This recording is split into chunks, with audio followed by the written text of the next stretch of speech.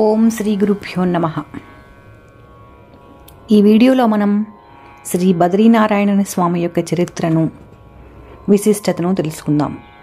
బహూని సంతి తీర్థాని దివి భూమౌ రసాయి చ బదరీ సదృశం తీర్థం ననభూతం న భవిష్యతి.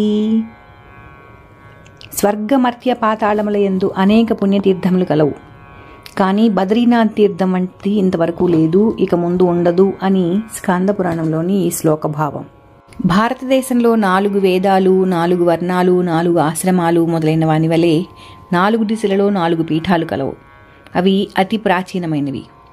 తూర్పున పూరీ జగన్నాథం, దక్షిణాన రామేశ్వరం, పడమర ద్వారక, ఉత్తరాన బద్రీనాథ్. వీటిని చార్ధామ్గా పిలుస్తూ ఉంటారు. ఇందు పూరి, ద్వారకా, రామేశ్వరాలు భగవంతుని యొక్క లీలను తెలుపునవి.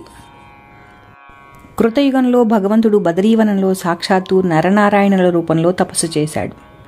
ద్వాపర యుగంలో నరనారాయణులు కృష్ణార్జునులుగా అవతరించినప్పుడు ఋషులందరూ భగవంతుని ఒక రూపంలో బదరీవనంలోనూ మరొక రూపం కృష్ణార్జునులుగానూ అవతరించమని కోరారు. కలియుగంలో నా అసలు రూపం దర్శించలేరు, నారద క్షేత్రంలో నా దివ్య విగ్రహాన్ని తెచ్చి బదరీవనమును ప్రతిష్ఠించండి, దానిని నన్ను దర్శించిన ఫలితం లభిస్తుంది అని నారాయణుడు చెప్పాడు. అలా ద్వాపర యుగంలో బ్రహ్మాది దేవతలు నారద క్షేత్రం నుండి విగ్రహాన్ని తీసి బదరీలో ప్రతిష్ఠించారు. విశ్వకర్మ దేవాలయాన్ని నిర్మించాడు. నారదుడు ఆ ఆలయానికి ప్రధాన అర్చకుడుగా ఉన్నాడు. రాక్షసులను యజ్ఞాల నుండి తొలగించడం కోసం బుద్ధుడు అవతరించాడు. బౌద్ధులు యజ్ఞకర్మను నిషేధించారు. వారు బద్రీనాథ్లోని విగ్రహాన్ని బుద్ధుని విగ్రహంగా తలచి పూజిస్తారు.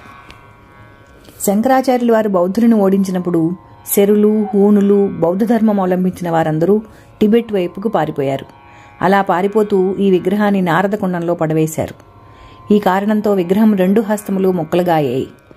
శంకరాచార్యులు వారు దేవాలయంలో బద్రీనాథుని విగ్రహం కనబడుకుంటూ చూసి భగవంతుని ధ్యానించి నారద క్షేత్రంలోని విగ్రహాన్ని తీసుకువచ్చి పునఃప్రతిష్ఠ గావించారు. హిమాలయ పర్వతాల్లో ఉన్న 5 ఖండములలో మొదటిది శివుని ఆధిపత్యంలో ఉంది. ఇది బదరీఖండం. శివునికి మిక్కిలి ప్రియమైనది మరియు క్రీడాస్థలంగా కూడా ఉంది. కానీ నారాయణుని తపస్సుకు ఆ క్షేత్రమే తగినదని కనిపించింది. అందువలన నారాయణుడు ఆ శిఖరమును ఎలా అయినా సరే ఉపాయంతో శివుని నుంచి గ్రహించాలి అని అనుకున్నాడు. ఒక రోజున పార్వతీ పరమేశ్వరుడు అలకనందా నదికి స్నానం చేయడం కోసం వెళ్తుండగా నారాయణుడు పిల్లవాని రూపంలో దారిలో ఏడుస్తూ కనిపించాడు. ఆ పిల్లవానిని చూసి జాలిపడి శివునితో ఆ బాలుని రక్షించమని వేడుకుంటుంది. శివుడు ఆ బాలుడు మాయావి అని పలకన పార్వతి ఒప్పుకోక ఆ బాలుని ఇంటిలోనికి తీసుకువెళ్లి నిద్రపుచ్చుతుంది. తరువాత వారిరువురు స్నానం చేయడానికి వెళ్లారు. ఈ లోపల ఆ బాలుడు ఆ ఇంటిపై అధికారాన్ని సంపాదించాడు. దాంతో ఈశ్వరుడు దగ్గరలో ఉన్న కేదార్నాథ్ పర్వతానికి వెళ్ళాడు. బద్రీనాథ్కు కేదార్నాథ్కు 104 మైళ్ళ దూరం ఉంటుంది. స్కాంద పురాణంలో బదరీ క్షేత్రానికి 4 పేర్లు చెప్పబడ్డాయి. కృతయుగంలో ముక్తిప్రద, త్రేతాయుగంలో యోగ సిద్ధిద, ద్వాపర యుగంలో విశాల, కలియుగంలో బదరీ ఆశ్రమం. సూర్యవంశానికి చెందిన విశాలరాజు యుద్ధంలో తన రాజ్యాన్ని పోగొట్టుకుంటాడు. దాన్ని తిరిగి పొందడం కోసం బదరీ ఆశ్రమంలో తపస్సు చేస్తే ఆ తపస్సుకు సంతోషించిన నరనారాయణులు అతనికి దర్శనమిచ్చి వరం కోరుకోమంటారు. దానికి విశాలరాజు తన రాజ్యాన్ని తిరిగి ఇప్పించమని కోరుకోగా భగవంతుడు రాజ్యాన్ని అతనికి ఇప్పించి ఆ పట్టణానికి విశాల అనే నామంతో ప్రసిద్ధి చెందుతుంది అని చెప్తారు. అలా నరనారాయణ క్షేత్రానికి బదరీ విశాల అనే పేరు వచ్చింది. బదరీ అనగా రేగు చెట్టు అని అర్థం. రేగు చెట్టు లక్ష్మీదేవికి నివాస స్థలమగుటచే ఆ చెట్టు భగవంతునికి కూడా చాలా ప్రియమైనది. బదరీవనంలో ఈ వృక్షం యొక్క చల్లని నీడలో భగవంతుడు తపస్సులో నిమగ్నమై ఉంటాడు. అందువలన ఇది బదరీ క్షేత్రం అని పిలువబడుతుంది. నరనారాయణుల నివాస స్థలమగుడిచే దీనికి నరనారాయణ క్షేత్రం అని కూడా పేరు. నారదుడు ఈ క్షేత్రానికి ప్రధాన అర్చకుడుగా ఉండుచే నారద క్షేత్రం అని కూడా పిలుస్తూ ఉంటారు. ఇప్పుడున్న ఈ దేవాలయం చాలా పురాతనమైనదేం కాదు. బహుశా పురాతన మందిరం శిథిలమై ఉండవచ్చును. రామానుజాచార్యులు మొట్టమొదట బద్రీనాథుని విగ్రహాన్ని తప్తకొండ వద్ద ప్రతిష్ఠించారు. తరువాత 15వ శతాబ్దంలో వరదరాజాచార్యులు వారు గద్వాల రాజుచే ఇప్పటి దేవాలయాన్ని కట్టించారు. ఇందూరు రాణి అహల్యాబాయి ధర్మంతో దేవాలయం పైన బంగారపు కలశం నిర్మించబడింది. భగవానుని మందిరంలో బదరీ పంచాయతనం ఈ విధంగా ఉంటుంది. లోపల ద్వారం దాటిన తర్వాత వెండి సింహాసనం మీద బంగారపు ఛత్రము కింద శ్యామవర్ణంతో ధ్యానతత్పరుడైన బద్రీనాథుని విగ్రహం ఒక చెయ్యి ఎత్తంత కనిపిస్తుంది. భగవంతుని కుడివైపున విశాలమైన ముఖము గల కుబేరుడు, గరుత్మంతుడు, భగవంతునికి ఎడంవైపున నరనారాయణులు, శ్రీదేవి, భూదేవి, వీణా సహిత నారదుడు, ఉద్ధవుడు మరియు భగవంతుని పాదుకలు మనకు దర్శనమిస్తాయి. బద్రీనాథుని యొక్క విగ్రహాన్ని పరీక్షించినప్పుడు అతని నాభి వద్ద గుండ్రని ఆకారంలో ఎరుపు రంగుతో కూడిన మంచి గంధపు బొట్టు కనిపిస్తుంది. 2 తటలపైన చిన్న చిన్న తిలకపు బొట్లు కనిపిస్తాయి. నాభికి పైభాగంలో విశాలమైన వక్షస్థలం కలదు. అందు శ్రీవత్స మరియు భృగులతల చిహ్నాలుంటాయి. వీటికి పైభాగంలో మనోహర ముగ్ధకారిణియగు మెరియుచున్న కంఠహారం కలదు.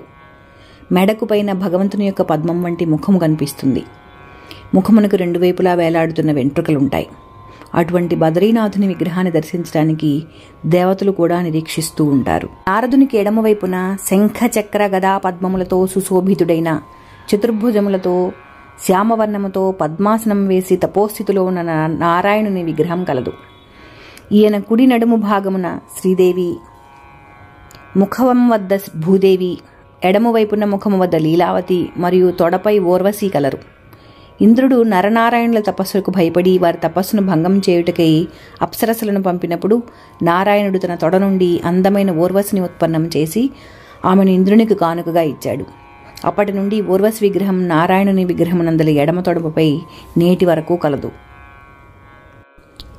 నారాయణుని ఎడమ భాగంలో అదే శిలపై ధనుర్బాణధరుడై ఎడమ పాదము యొక్క బొటని వేలిపై నిలబడి కుడిపాదమును ఎడమ తొడమ మీద ఉంచి ప్రపంచ కళ్యాణార్థము తపము చేయు నరుని విగ్రహం కలదు. ద్వాపరయుగంలో నారాయణ నరులు కృష్ణార్జునుల అవతారాన్ని ధరించారు. బద్రీనాథుని కుడి భాగమున చెవులకు కొండలములు ధరించిన వాడును, విశాలమైన ముఖము కలిగిన వాడును, అలకాధిపతియును, యక్షరాజును, దేవతల కోశాధ్యక్షుడునైన కుబేరుని విగ్రహము కలదు. భూభారము తగ్గిన పిదప భగవంతుడుగు శ్రీకృష్ణుడు తిరిగి వైకుంఠం వెళ్ళుటకు ముందు పరమభక్తుడైన ఉద్ధవుని ప్రార్థనానుసారం తన నవరత్న ఖచ్చిత బంగారు పాదుకలను ఉద్ధవునికిచ్చి ఇట్లా ఆజ్ఞాపిస్తాడు: ఉద్ధవా, నా ఈ బంగారు పాదుకలను నీవు తీసుకుని వెళ్ళి బద్రీనాథంలో తపస్సు చేయుము అని. భగవంతుని ఆజ్ఞానుసారం ఉద్ధవుడు బద్రీ ఆశ్రమంలో తపస్సు చేయుటకు వస్తాడు. ఈయనే బద్రీనాథుని ఆశ్రమంలో ఉత్సవమూర్తి. ద్వారములు మూయబడినప్పుడు ఈయన యోగధ్యాన దేవాలయమైన పాండకేశ్వరం వెళ్ళి పూజ చేస్తూ ఉంటాడు. భగవానుని వాహనమైన గరుడు బద్రీనాథుని దక్షిణ భాగంలో చేతులు జోడించుకుని నిలబడి వస్త్రములు మున్నగు వానితో బాగుగా అలంకరించబడి మనకు కనిపిస్తూ ఉంటాడు. సింహాసనములో ఉద్ధవుని విగ్రహానికి ఎదురుగా స్వర్ణపాదుకలు, భగవంతుని స్వర్ణపాదుకలు కలవు. భగవంతుని దుష్ట శిక్షణ చేయు అమోఘమగు శక్తి గల సుదర్శన చక్రము భగవంతునికి దక్షిణ భాగంలో మనకు కనిపిస్తుంది. సుదర్శన చక్రం వెండి ఆకులతో కప్పబడి ఉంటుంది. ఇలా బదరీ క్షేత్రంలో బద్రీనారాయణుని పంచాయతనాన్ని మనం దర్శించగలం. బద్రీనాథునికి ఎడమవైపున 12 నెలలను ఆరిపోకుండా వెలిగడు అఖండ జ్యోతి ఉంటుంది. ద్వారములు మూసివేయి రోజున ఈ దీపము వెలిగించే వదిలివేయుదురు. 6 నెలల పిదప మరలా ద్వారములు తెరిచినప్పుడు ఈ అఖండ జ్యోతి ఇదివరకు వలనే వెలుగుతూ కనిపిస్తుంది. ఈ అఖండ జ్యోతిని సందర్శించడం కోసం మందిరం తెరుచు రోజున వేల కొలది యాత్రికులు వస్తూ ఉంటారు. బద్రీనాథుని దర్శించిన పిదప ఆయన ఎడమ చేతి వైపుగా బయటకు వెళ్ళిన తర్వాత ఎదురుగా లక్ష్మీ దేవాలయం కనిపిస్తుంది. లక్ష్మీదేవి తపస్థితిలో ఉన్న భగవంతునికి భక్షణం, ప్రసాదం తయారు చేయటకై అక్కడ కొలువై ఉంటుంది. ఈ దేవాలయం చుట్టూ గరుత్మంతుని విగ్రహం, హనుమంతుని విగ్రహం, వినాయక విగ్రహం, లక్ష్మీ ఆలయం, భగవంతుని పాకశాల, ఉపాలయాలుగా మనకు కనిపిస్తాయి. ఎవరైతే మనసులోనైనను బద్రీనాథుని విగ్రహాన్ని, బదరీ యాత్రను స్మరిస్తారో వారికి అనేక ఘోర తపస్సుల ఫలమే కాక సమస్త భూమిని దానం చేసినంత ఫలం వస్తుంది అని శాస్త్రాలు చెబుతున్నాయి. తలచినంతనే ముక్తిని ప్రసాదించే ఈ బదరీ క్షేత్ర మాహాత్మ్యాన్ని గురించి ప్రతిరోజు విందాం, ధన్యులమవుదాం. ధన్యవాదాలు.